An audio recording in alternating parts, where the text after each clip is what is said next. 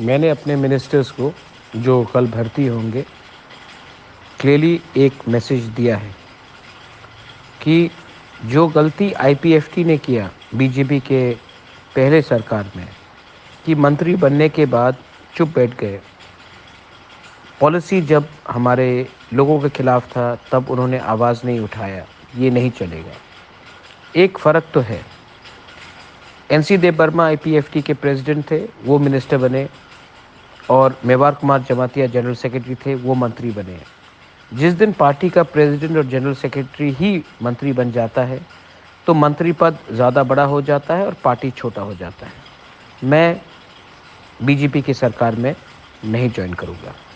मैं बाहर रहकर एक प्रेशर रखूँगा और मैंने अपने मंत्री को कहा है, अगर हमें लगा कि काम नहीं हो रहा है, एक इशारा में आपको मंत्री पद छोड़कर हमारे पास आना पड़ेगा। प्रेशर अंदर से होगा, प्रेशर बाहर से होगा, प्रेशर सिविल सोसाइटी से होगा और प्रेशर सेंटर में भी अपना ही लोगों को भेजकर हम क्रिएट करेंगे। पार्टी इम्पोर्टेंट नहीं है, सिंबल इम्पोर्टेंट नहीं है।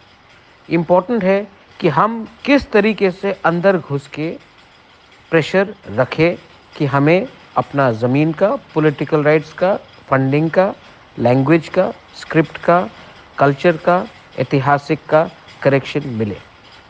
अमित शाह ने पहला मूव किया है कि उन्होंने स्वीकार किया है कि गवर्नमेंट ऑफ इंडिया से गलती हुई है, आगे का रास्ता देखना है।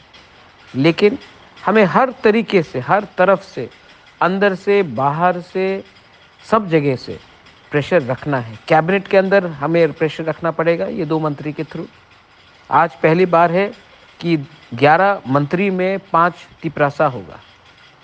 संताना, ऋषिकेतु, अनिमेष, शुक्ला और विकास, सब तिपरासा है। पार्टी अलग हो सकता है लेकिन सब तिपरासा है। प्रेशर कैबिनेट में आपको रखना पड़ेगा। पार्टी के बाहर, कैबिनेट के बाहर मैं प्रेशर रखूँगा और सिविल सोसाइटी से भी आपको प्रेशर रखना है। अगर हम ईमानदार रहे तो पार्टी का इतना मतलब नहीं जाता है जितना हमारा ईमानदारी मतलब रखता है। तो ईमानदारी से काम कीजिए, एडीसी में काम कीजिए, कैबिनेट के अंदर काम कीजिए और दिल्ली में भी अपना ही आदमी भेजेंगे जो हमें रुकावट ना दे। सिंबल इम्पोर्टेंट नहीं है, फिर से जो दिल्ली में हमें हेल्प करे, कैबिनेट के अंदर हमें हेल्प करे, एडीसी में हमें हेल्प करे और जो हमारे लोगों को हेल्प करे, ये सबसे इम्पोर्टेंट चीज़ है। बहुत लोग उल्टा सीधा बोलेंगे लेकिन नहीं, समय को देखकर इंडिया में आज पक्का हो गया है कि यही सरकार आएगी।